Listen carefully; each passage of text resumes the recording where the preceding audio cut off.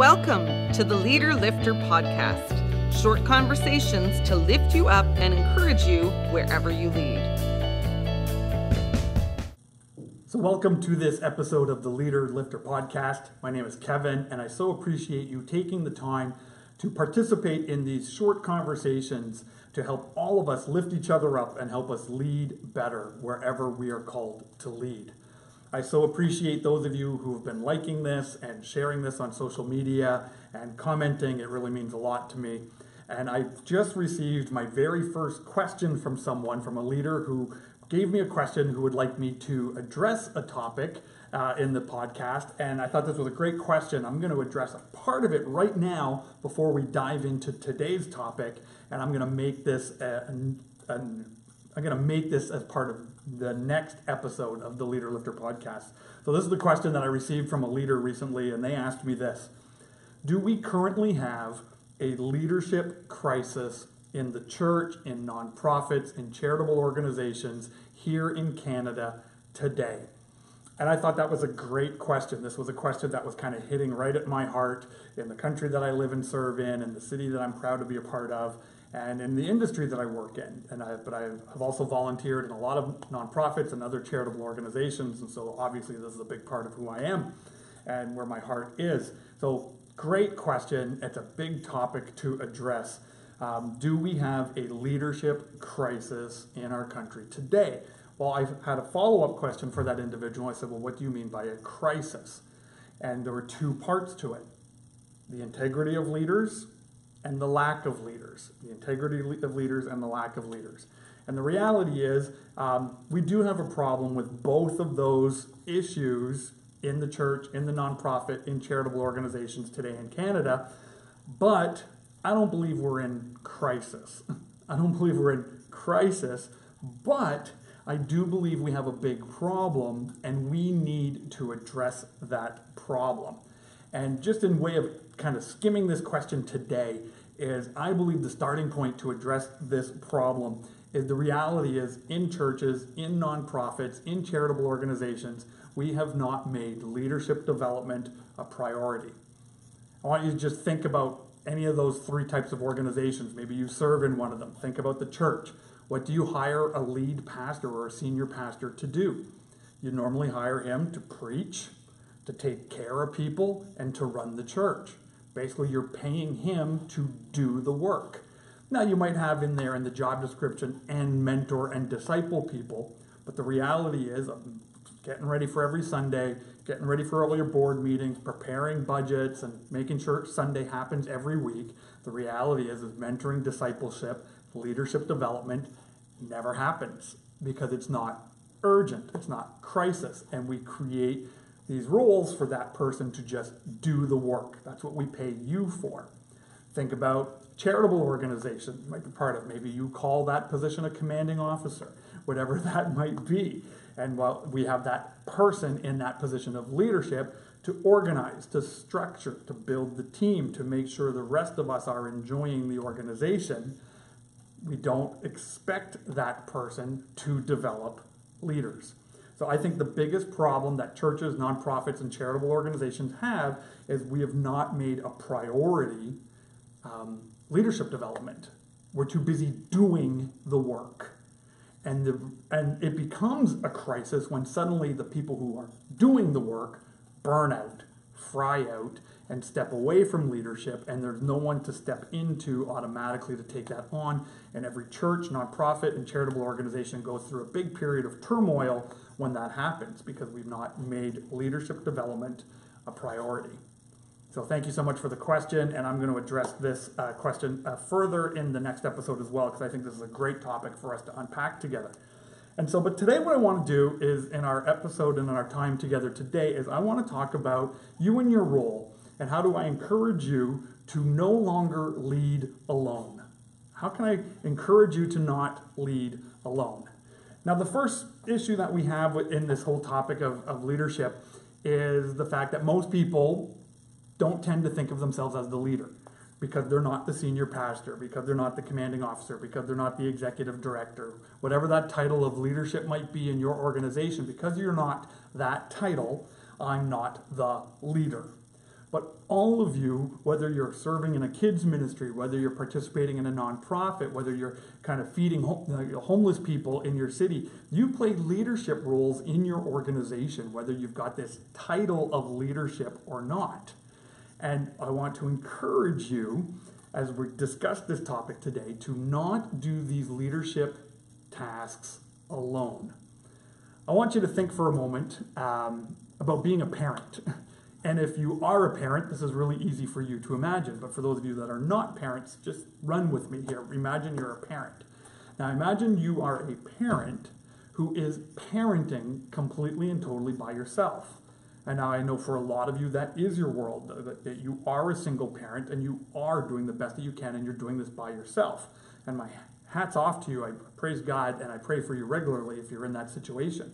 But imagine if you're not by yourself, that you're with a spouse, a partner, and you have kids, but the spouse and partner are doing nothing in helping you in raising these kids. Is that you have these kids and the other person just sitting around and it's almost like they're non-existent.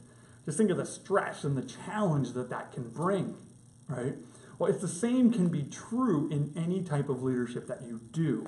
If you are doing this completely by yourself while other people are all just sitting around you watching you do this, it can be incredibly frustrating, it can be incredibly lonely, it can be incredibly discouraging, and this leads to the leadership problem that we experience in our organizations in our country today, is then leaders stop leading and they stop caring because they're going about this alone. A couple of great books that I've read recently on the topic of not doing these things alone. There's a great book by Christopher Ash called Zeal without Burnout. This is a small little book. I'm going to put links to these books in the comments below, in the sermon note, in the outline notes here. But a great book, and he's got a small little chapter in here talking about the fact that you and I need friends. You and I need friends. In order to avoid burnout in leadership, we need to have friends, people that are alongside us, that are doing life with us, that are speaking into our life and speaking just life-giving life back into our life. And then another great book, and this is the one I'm going to focus on a little bit more today, is 7 Practices of Effective Ministry by Stanley. So again, whether you're in a church ministry or in a non-church environment, this book is phenomenal reading. I encourage every leader to grab a copy of this book. I have multiple copies of it in my office that I regularly give out to people, give out to leaders, because it's so good, it's so rich, and it's small. It's really easy to read. But in his book here, he's got one chapter which he calls Replacing Yourself. Replacing Yourself. And the big idea that I take away from this chapter here is this idea that you are called to teach what you know.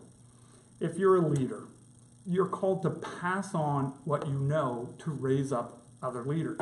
If you are leading a life group, a Bible study, you teach what you know. You're not just teaching the Bible study lesson so people can absorb the Bible lesson. You're also teaching how you teach the lesson to raise up other teachers, to raise up other leaders. If you teach, if you run like a kids program, well, you're also raising up leaders. Like, you know how to do this. You are equipping other people to raise up and to work in that kind of environment as well, right? And I love this picture of teaching what we know. Because I think what happens in our world today, especially in churches, in nonprofits, in charitable organizations, it's the outside organization that raises the leader. For example, in my case, right? It's you go to seminary in order to be trained up to become a pastor. You have to go over there, spend the money and the resources, get the diploma, and then pastor. Well, the problem is we actually don't see that teaching anywhere in the Bible. We don't see Jesus sending people off to school for 3 years, get a degree, and then come back. We see Jesus teaching them what he knows, right? We see Jesus modeling. He shows it to them, and then he shows them how to do it. He watches them do it. He corrects and rebukes a little bit, and then they go off and do it. He models this never doing things alone, right? It's not always go off somewhere else and come back and be the leader. Leadership development happens best in the context of leadership. So Andy Stanley and Reggie Joyner and Elaine Jones, who are the authors of this book, talk about this incredibly important need to teach what you know. And so as you're teaching what you know, there's kind of 3 steps to this. I just want to spend a little bit of time talking about these 3 steps, and I want to ask you a couple of questions at the end. Right, the first is, can you break it down? Can you actually break down what you do into very clear steps that you can explain to someone very clearly what it is you do so that they can understand what they need to do? For example, I was asked to be on a board of directors for an organization, and the first question that I asked was, well, what would you need me to do? Like, what would I be doing on this leadership team? And the response was, well, we just need more people on the leadership team. And I'm like, okay, I get it, you need more leaders, but what am I going to do? Break this down to me. What does your board of directors do in your organization? Well, they couldn't answer it because they'd never thought of it this way. They had never broken it down into clear steps that this is what a member of our board of directors for this nonprofit does.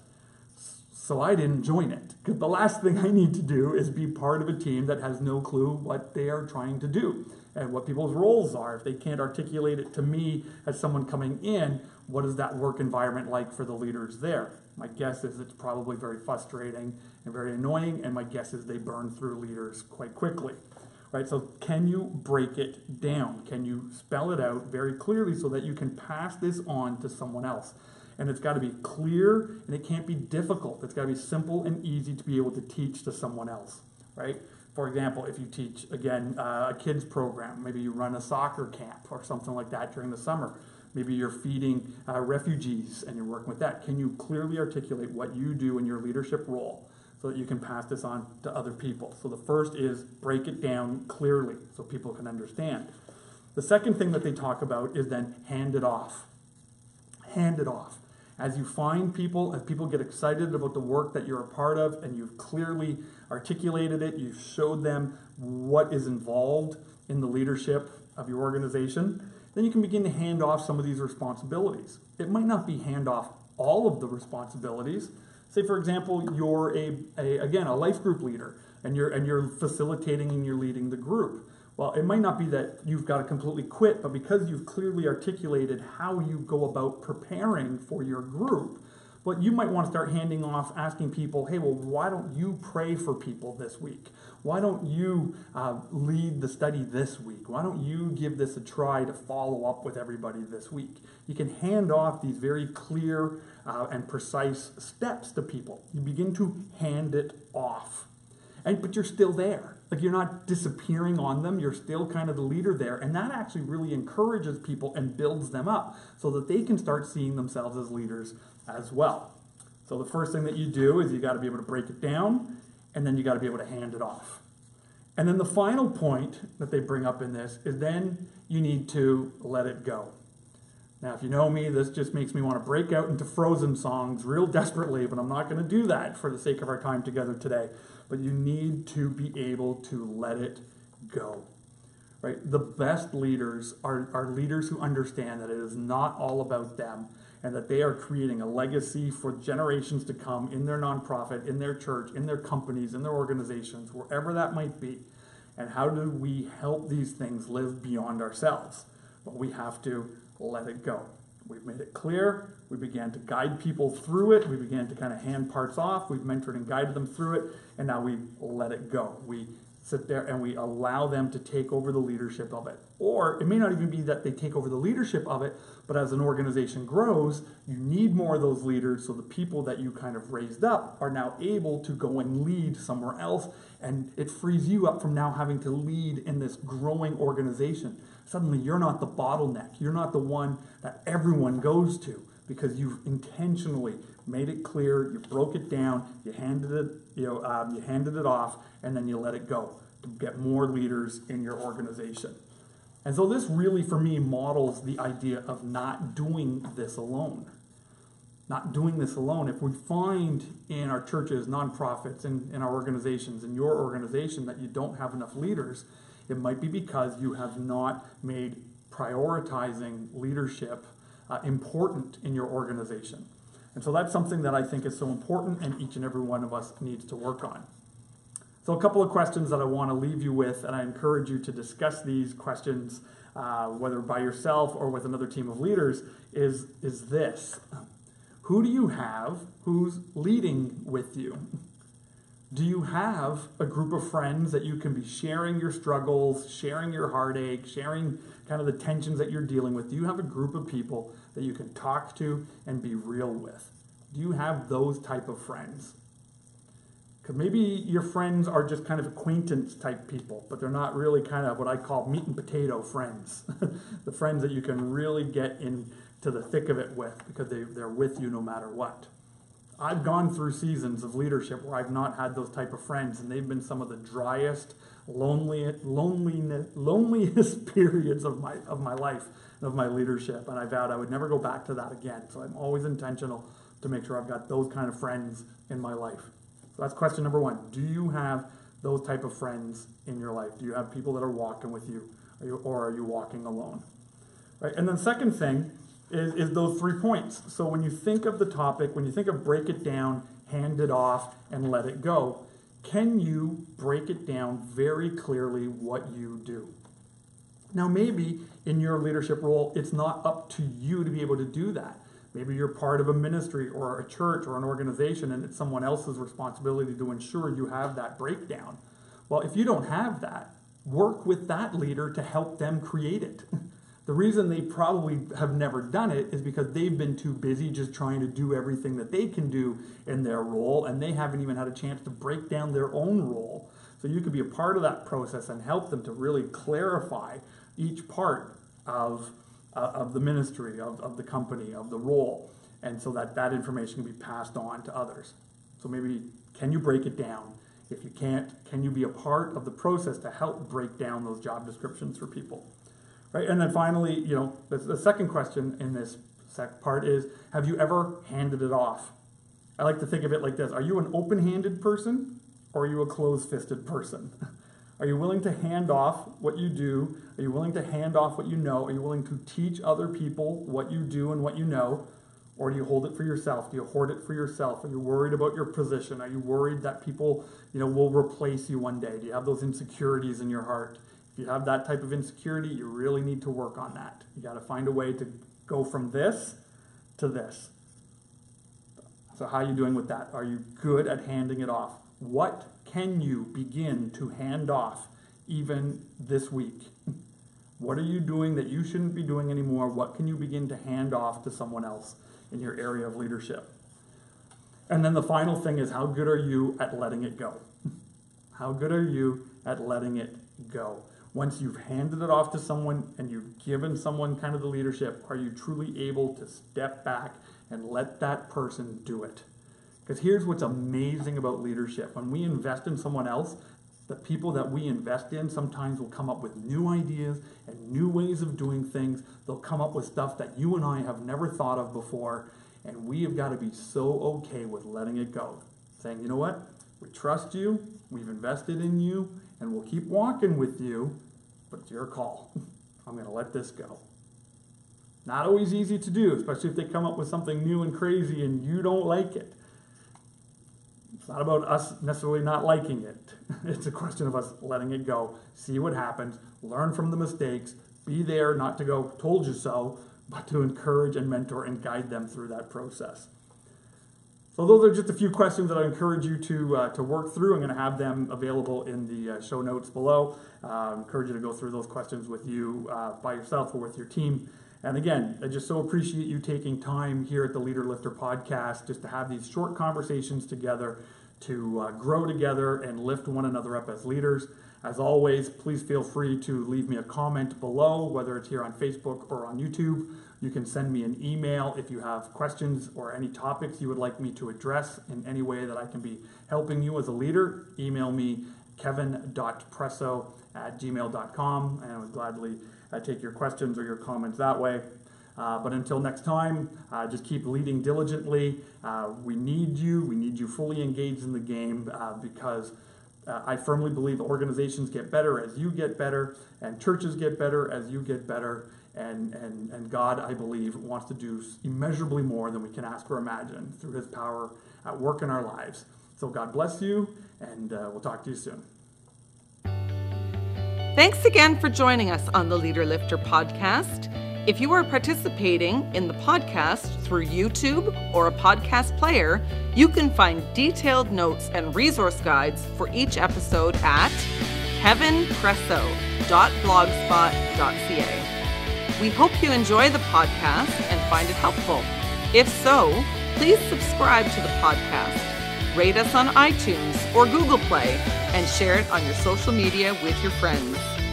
Until next time, thanks for joining us.